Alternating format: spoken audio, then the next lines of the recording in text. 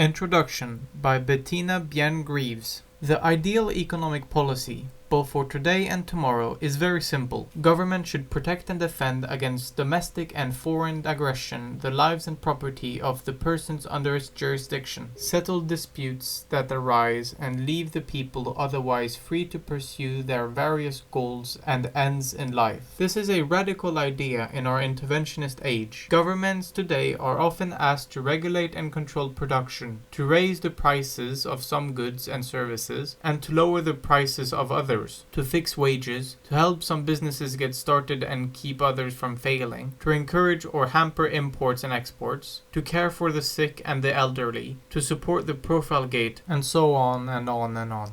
Ideally, government should be a sort of caretaker, not of the people themselves, but of the conditions which allow individuals, producers, traders, workers, entrepreneurs, savers, and consumers to pursue their own goals in peace. If government does that, and no more, the people will be able to provide for themselves much better than the government possibly could. This, in essence, is the message of Professor Ludwig von Mises in this small volume. Professor Mises, 1881 to 1973, was one of the 20th century's foremost economists. He was the author of profound theoretical books such as Human Action, Socialism, Theory and History, and a dozen other works. However, in these lectures, delivered in Argentina in 1959, he spoke in non-technical terms suitable for his audience of business professionals, professors, teachers, and students. He illustrates theory with homespun examples. He explains simple truths of history in terms of economic principles. He describes how capitalism destroyed the hierarchical order of European feudalism and discusses the political consequences of various kinds of government. He analyzes the failures of socialism and the welfare state, and shows what consumers and workers can accomplish when they are free under capitalism to determine their own destinies. When government protects the rights of individuals to do as they wish, so long as they do not infringe on the equal freedom of others to do the same, they will not do what comes naturally: work, cooperate, and trade with one another. They will then have the initiative to save, accumulate capital, innovate, experiment, take advantage of opportunities, and produce. Under these conditions, capitalism will develop. The remarkable economic improvements of the 18th and 19th century and Germany's post-World War II economic miracle were due, as Professor Mises explains, to capitalism. In economic policies, there are no miracles.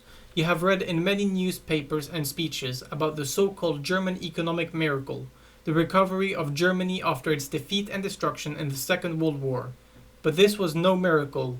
It was the application of the principles of the free market economy, of the methods of capitalism, even though they were not applied completely in all respects. Every country can experience the same miracle of economic recovery, although I must insist that economic recovery does not come from a miracle. It comes from the adoption of, and it is the result of, sound economic policies. So we see that the best economic policy is to limit government to creating the conditions which permit individuals to pursue their own goals and live at peace with their neighbors. Government's obligation is simply to protect life and property and to allow people to enjoy the freedom and opportunity to cooperate and trade with one another. In this way, government creates the economic environment that permits capitalism to flourish. The development of capitalism consists in everyone's having the right to serve the customer better and or more cheaply. And this method, this principle, has within a comparatively short time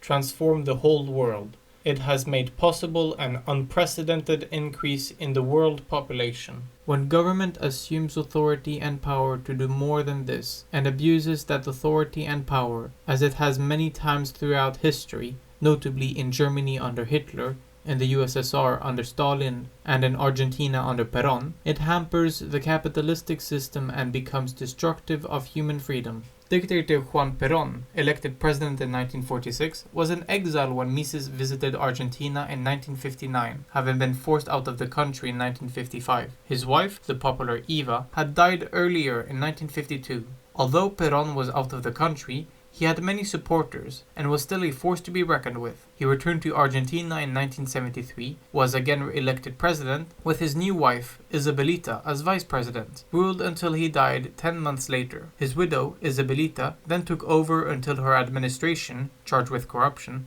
was finally ousted in 1976. Argentina has had a series of presidents since then, and has made some strides towards improving her economic situation. Life and property have been accorded greater respect, some nationalized industries have been sold to private buyers, and the inflation has been slowed. This present work is a felicitous introduction to Mises's ideas. They are, of course, elaborated more fully in Human Action and his other scholarly works. Newcomers to his ideas would do well, however, to start with some of his simpler books such as Bureaucracy or The Anti-Capitalistic Mentality. With this background, readers will find it easier to grasp the principles of the free market and the economic theories of the Austrian school that Mises presents in his major works. Bettina Greaves, February 1995. Addendum. Unfortunately, the trend towards free markets noted in 1995 has not continued. Frequent changes of government and presidents have brought increased inflation and more economic interventionism to Argentina. To make this work even more accessible to the reader, subheadings have been added to this Liberty Fund edition. Bettina Greaves, October 2006.